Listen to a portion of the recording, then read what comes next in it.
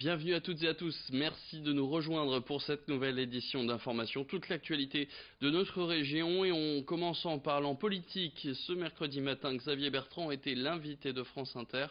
Au micro de Léa Salamé et Nicolas Demorand, le président des Hauts-de-France s'est encore distingué avec un nouveau coup de gueule. Cette fois, c'est au ministre de l'économie, Bruno Le Maire, que Xavier Bertrand s'en est pris. En cause, l'aide de l'État annoncée pour Tim, une entreprise située à Quadipre, dans les Flandres, qui n'arrivera finalement pas.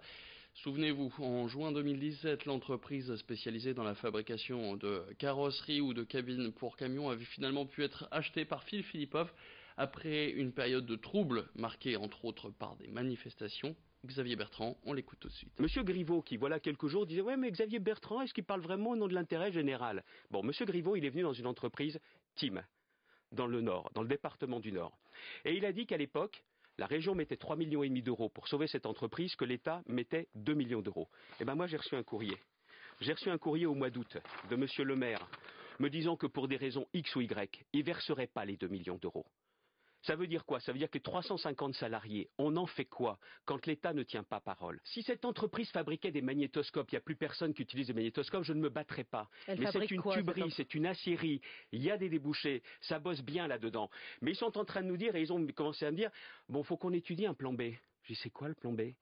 C'est d'envisager le reclassement. Mais moi, je ne me bats pas pour un plan B pour la liquidation. Le rôle de l'État, comme moi je le fais à la région, c'est d'essayer de convaincre les banques, de me donner aussi un coup de main pour les sauver. Quand j'entends que je ne défends pas l'intérêt général, non mais ils se foutent de qui? Ce cynisme d'État, je le récuse. L'industrie, ça a de l'avenir dans ce pays. Ah tiens, je vais vous dire une chose. Vous auriez les services financiers de Londres qui voudraient venir en France, alors là, le gouvernement, ça serait tapis rouge. Mais l'industrie, ils s'en foutent. Eh ben, pas moi. Autre actualité, l'écologie. Le week-end dernier, un peu partout en France, des marches pour le climat étaient organisées, qui rassemblaient 100 000 personnes en France. Ce samedi, ce sera la première édition du World Cleanup Day dont on vous a parlé, avec notamment des associations de coureurs écolos qui vont ramasser les déchets qu'ils vont croiser pendant leur séance de sport. Mais est-ce que ces quelques actions sont suffisantes pour résoudre le réchauffement climatique? Pensez-vous qu'il faut plus s'engager pour l'environnement? Et que faites-vous, vous, au quotidien? Ce sont les questions que nous sommes allés vous poser dans la rue. Il faut sauver la planète quand même. J'ai envie de dire qu'on est en train de la tuer depuis une centaine d'années à peu près, depuis la révolution industrielle. Donc bon, on devrait peut-être réfléchir à se bouger les fesses quoi. Je fais mon savon moi-même, je fais ma lessive moi-même, je fais mon liquide vaisselle moi-même. Une saturation, et non, je ne me sens pas du tout concerné. C'est pas le problème. Ils ont d'autres soucis que de s'occuper de l'écologie. Faut bien trier, faut pas tout jeter n'importe comment et tout mélanger. Non, ça je fais attention. Il y a quand même pas mal de problèmes environnementaux au niveau des déchets, etc.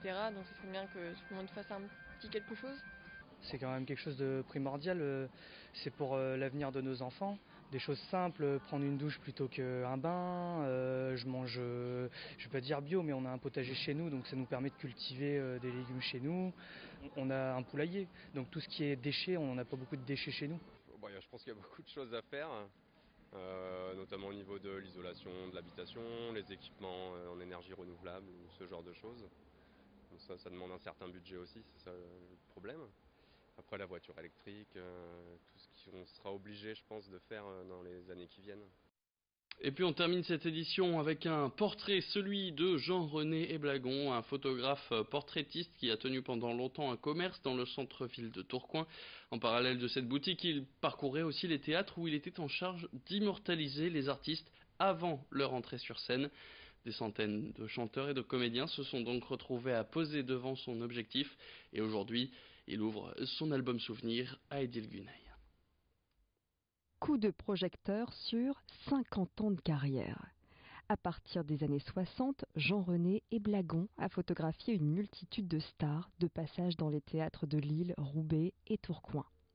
Après un apprentissage du dessin aux Beaux-Arts et 3 ans d'études de photo, c'est tout naturellement que ce Tourquenois a fait de sa passion son métier, impulsé par son père, lui aussi photographe de stars. Ça vient de mon père au départ qui m'a donné le virus. Il était lui photographe du théâtre municipal de Tourcoing, photographe officiel à l'époque. Et puis à un moment donné, il a eu affaire à des gens qui étaient connus dans toute la France. Pierre Brasseur, il est venu à l'époque au théâtre municipal de Tourcoing, en 1960. Line Renaud, Carlos, Pierre Bellemare, Annie Girardot, ils sont tous passés devant l'objectif de Jean-René Eblagon, qui a été marqué par certaines rencontres, certaines personnalités. Raymond DeVos. Raymond DeVos, ça c'est presque un ami pour moi. C'était quelqu'un de formidable. J'ai d'ailleurs fait une exposition où je l'ai invité, il est venu, une exposition privée, ici à Tourcoing. Il a profité de son passage au Colisée de Roubaix pour venir le dimanche, chez moi, le dimanche matin, faire son exposition. Robert Hossein, par exemple. Bon, Robert Hossein, c'est un garçon qui fait sérieux, qui était très sérieux, que ce monsieur, ça ne doit pas être facile de l'approcher. Ben, c'était tout à fait le contraire. Et puis, il y a eu aussi les rencontres amusantes, voire insolites. Jean Marais, par exemple.